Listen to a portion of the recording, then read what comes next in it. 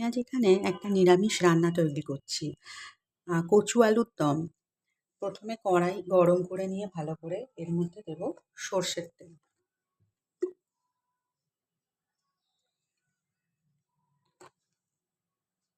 সর্ষের তেল গরম হওয়ার সাথে সাথেই দিতে হবে একটু গোটা জিরে,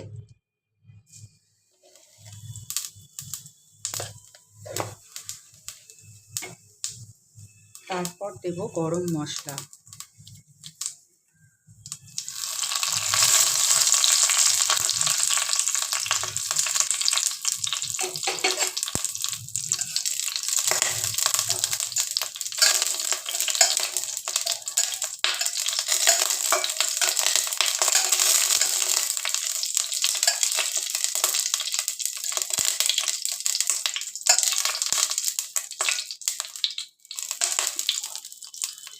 একটু ভাজা ভাজা হলেই দিতে হবে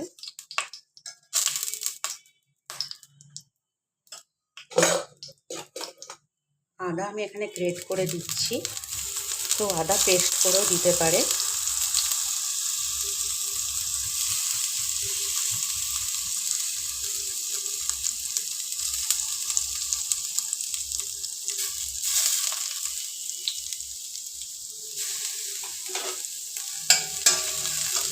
এটা একটু ভাজা ভাজা হয়ে গেলে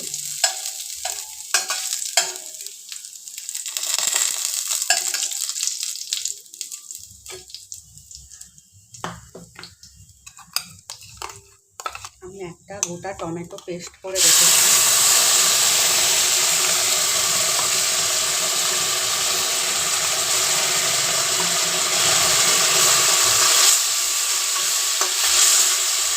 সেটাও দিয়ে দেবো।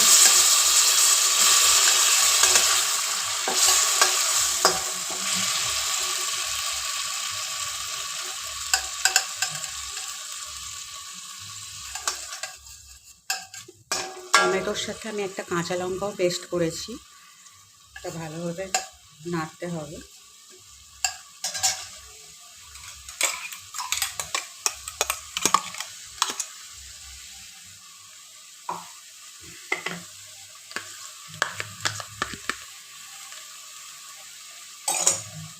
গ্যাসের ফ্লেম হাইয়েই থাকবে।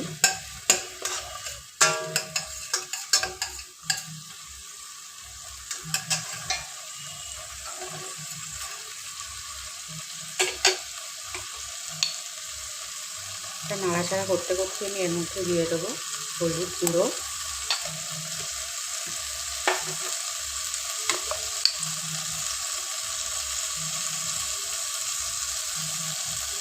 ধনে গুঁড়ো,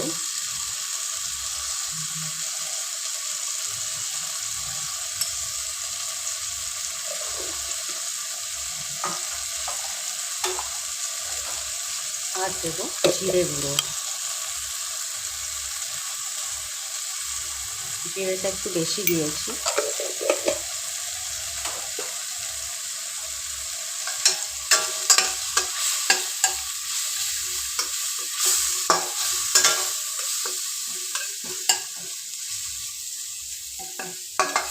একটু ভাজা ভাজা হয়ে গেলে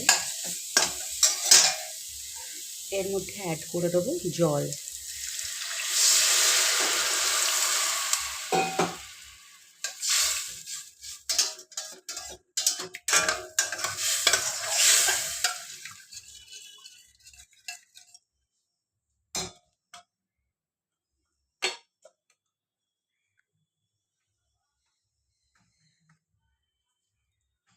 অল্প একটু রঙের জন্য দিয়ে দেবো কাশ্মীরি লঙ্কার গুঁড়ো,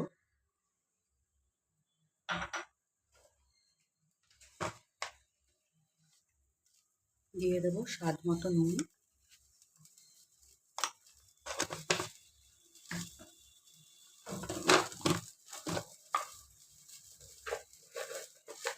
আর স্বাদের জন্য আমি এখানে ইউজ করেছি দুটো বাতাসা। এখানে চিনিও দেওয়া যেতে পারে, আমি এখানে বাতাসা দিয়েছি।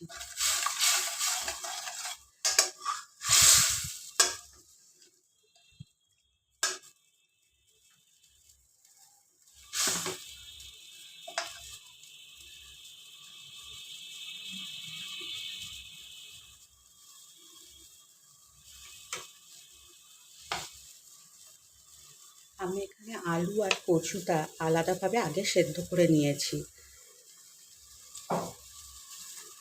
এবার এর মধ্যে একে একে আলু আর কচু দিয়ে দেবো।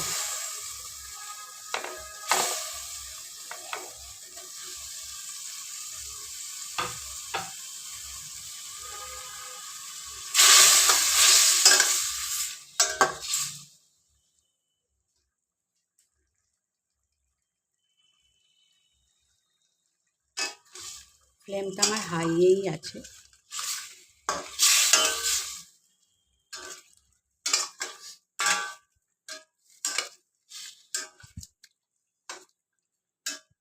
নিরামিষ রান্নার দিন এই কচু আলুর দমটা হলে কিন্তু খুব ভালোই লাগে খেতে।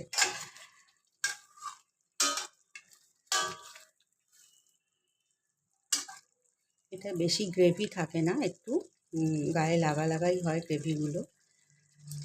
নুন মিষ্টিটা আপনারা একবার টেস্ট করে দেখে নেবেন, যদি কারোর প্রয়োজন হয় তো সেই অনুপাতে দিতে পারেন। এটা একটু মিষ্টি মিষ্টিই হয় তরকারিটা নর্মালি।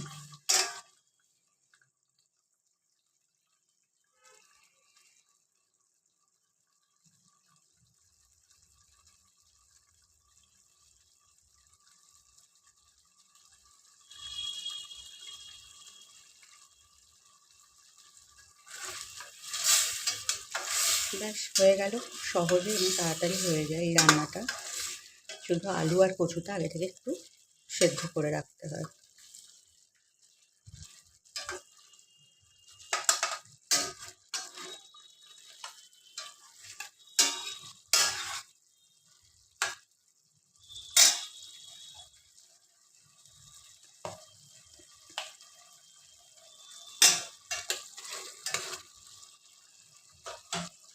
নামানোর আগে আমি এতে দেবো একটু গরম মশলা গুঁড়ো,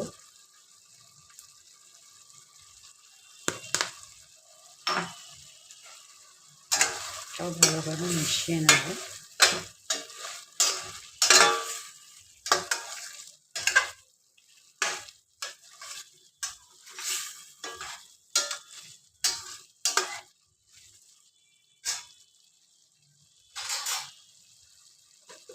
আর একদম গ্যাস অফ করে দিয়ে আমি অ্যাড করব